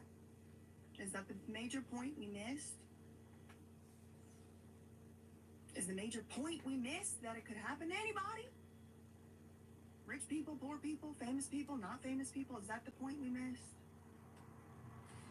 I'm dying to know. I'm on the edge of my seat, dying to find out. What was the major point, Harvey, that we missed? What did the Free Britney movement miss? Because I can guarantee you one thing, it was a lot less than what TMZ missed. The major point y'all missed was Lou freaking Taylor. Still, y'all missing that point. Let's see. Let's hear Harvey out, y'all. What was the major point we missed? Which is, she has a real mental illness that was diagnosed and almost died before that conservatorship was established. The conservatorship. Is that right, Dr. Harvey? Is that right? She was never diagnosed with dementia. Because the last time I checked the public court filings, Britney was never diagnosed with dementia.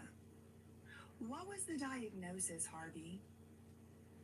Was it delusions of grandeur? And are you sure you weren't looking at your own paperwork? Okay, because it is very, very common knowledge. Number one, Britney Spears was not properly diagnosed with anything that would require a conservatorship or that could even possibly justify a conservatorship. Second of all, buddy, pal, not a doctor. Being diagnosed with something that makes you almost die is not a reason for a conservatorship.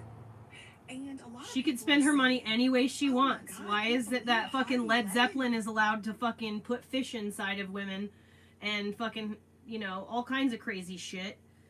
Like, why is it that everybody, like, she if she wants to spend her money and any way she wants to on drug, like, I mean, that's her prerogative, really, truly.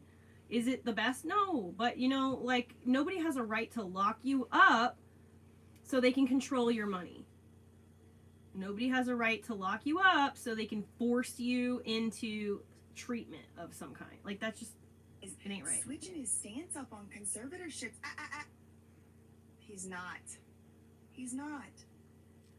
I beg and plead with y'all all the time. Please listen to the words that come out of people's mouths. Okay? Don't listen to the words that you think they hope you hear. No. They are moving the goalposts before our very eyes and ears. Okay? But Harvey Levin ain't saying nothing new. He's saying Britney Spears deserved to be locked up. He's saying Britney Spears because she had a diagnosis of something. And he's using a dog whistle. She almost died! She almost died! That's called the dog whistle. Okay. Is there proof of that almost died? Have y'all seen any proof of that? Or is it just this clown screaming about it? Okay. There is no diagnosis which will get me to arf like a seal over stealing somebody's inalienable rights. This is the United States of America, buddy. Harvey Levin is a lawyer. He should know this. Britney Spears did not have a proper diagnosis, which would justify a conservatorship, and in particular, which would justify a probate conservatorship. Those are for people in comas. Those are for people who literally have dementia. They've moved the goalpost So far in the past 20 years, y'all are thinking diabetes is dementia. Y'all are thinking ADD is dementia. Y'all are thinking autism is dementia. Y'all are thinking that having a little alcohol issue is dementia. That is not a reason to take somebody's rights away. And it really is all fun and games, isn't it? When it's somebody else's rights, when it's just Britney Spears' rights, it ain't your rights. When it's just, somebody's uncle's, grandpa's rights, it ain't yours. When it's just some foster kid. When it's just some on the street, y'all don't care. Harvey Levin don't care. But whenever these rights start to corrode and erode more and more to where they're on your doorstep, Harvey and Sidekick, you won't hear a peep out of me. You will not hear a peep out of me fighting for Harvey Levin's rights. No, you won't. No, you won't. It's sick. It's just sick. Saved her life, and there were reasons for it. The conservatorship saved her life. Look how hard the man has to strain to get the words out. Just look at the exasperation, the musculature that he has to do in that face. And it's in the veneers, he can barely get the words out. It's becoming more and more difficult for me to even look at these people. It's just so sick how long he's been out here shilling with the toupee. Reason she's coming forward, and I gotta say, personally, should have kept it to yourself. Should have just not said it. You don't gotta say it. You could have kept it to yourself. The Free Britney movement missed one huge point, which is she has a real mental illness that was diagnosed and almost died. So she deserves to be good, nice, good to know. Thank you, Harvey. Thank you for your brilliant legal analysis. You're almost as good as Beth Karras. You're almost as good as her. Before that conservatorship was established. If somebody has a mental illness, if somebody has a diagnosis, they should be That's what Harvey just said. That's what he wants. That's where he wants to live. That's what we missed, y'all. She had a diagnosis that she definitely didn't have. She had a diagnosis that she literally did not have. That was like part of the whole thing of why Britney got let out of the conservatorship without an evaluation. It's because she got put in one without an evaluation. That's And right. did y'all know that the hospital that she was staying in, the Resnick Neuropsychiatric Hospital, one of the Resnick? top electroshock therapy hospitals in the world, or something, apparently.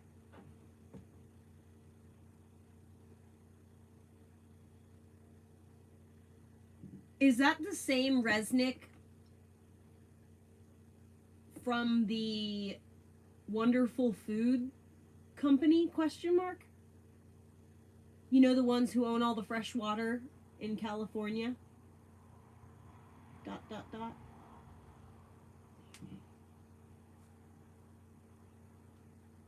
Girl, they were in charge of the water reservoir that was supposed to be used to put out these in California.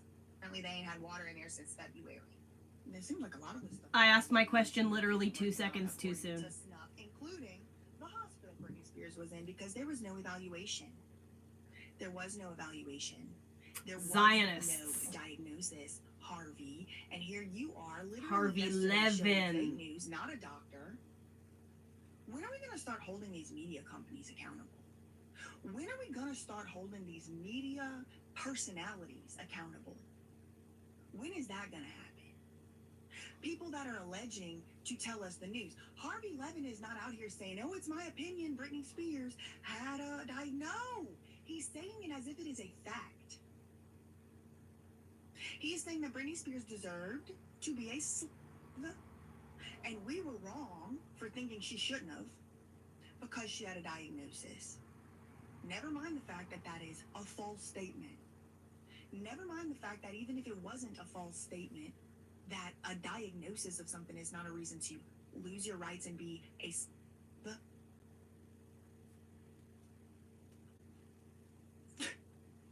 That's what the Free Britney movement got wrong, y'all. I need a break. I need a break.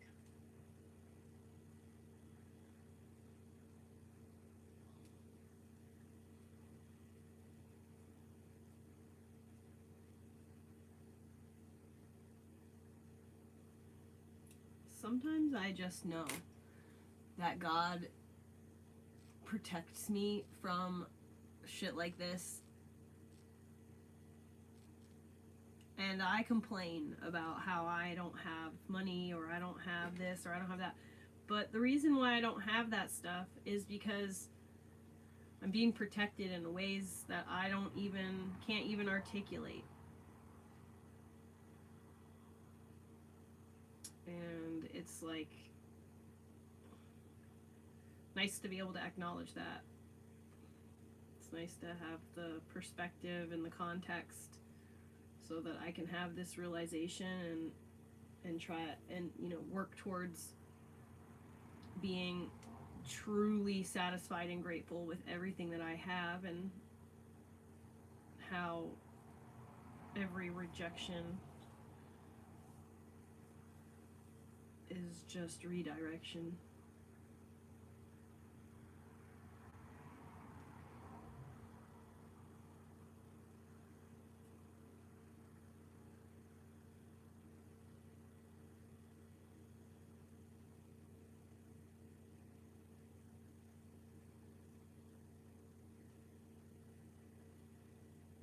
Oh my god, I'm having so much fun right now.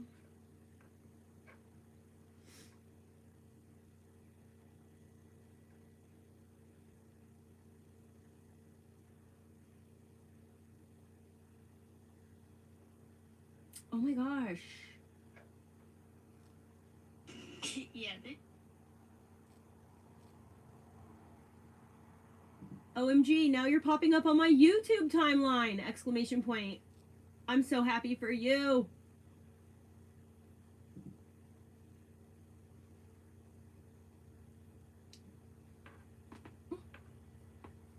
Alright, I'm gonna go. I'm gonna put on a movie.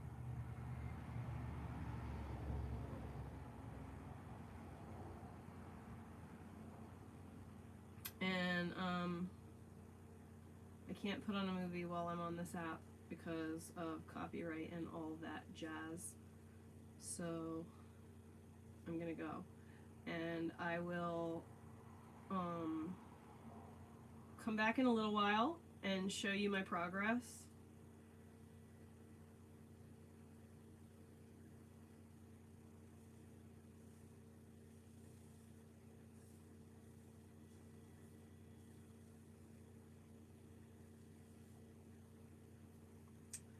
That's what I'm gonna do.